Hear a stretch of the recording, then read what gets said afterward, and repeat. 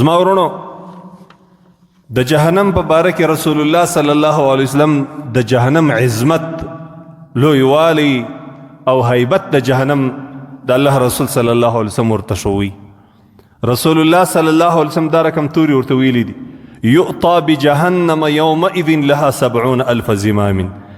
په ورځ د محشر باندې به جهنم د فرشتو په ذریعه باندې الله جل جلاله د انسانانو مخ ته راولي.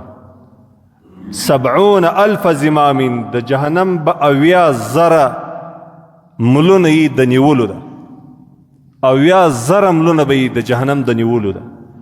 زمام اصلا هغه پوړې ته ویل کېږي چې هغه د اوښ په پژه کې لویږي او پیزوان موږ پښتانه ورته وایو. په دې باندې د الله رسول صلی الله علیه وسلم نو داسې مثال ویلی چې 80,000 پیزوانونه یا هغه رسۍ د بندېدلو یا د کنټرولېدلو د رانیولو ده دا به د جهنم ده وي. دونه لوی جهنم دی ده. او بیا د الله رسول صلی الله علیه وسلم وایي مع کل زمام 70,000 ملک یجرونها. د هر مله سره د هرې رسۍ سره د هرې قیزې سره به د 80,000 قیزو ملو سره به الله عز وجل 80,000 د هر مله سره به الله 80,000 فرشتې ملګري کړي.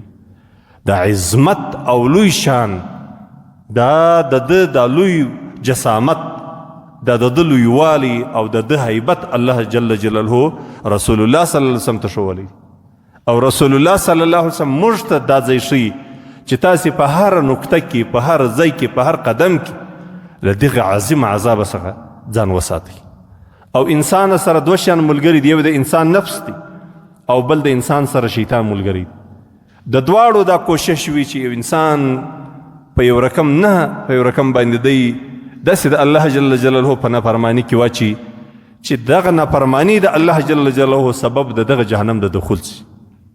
او الله تبارک وتعالی خو دې زموږ او ستاسې او زموږ او ستاسې د اولادو او د ټولو مؤمنانو حفاظت الله له دې عذاب وکړي. د الله جل جلاله په فضل باندې مهرباني باندې سړی له دغه عذابه خلاصېدلی شي.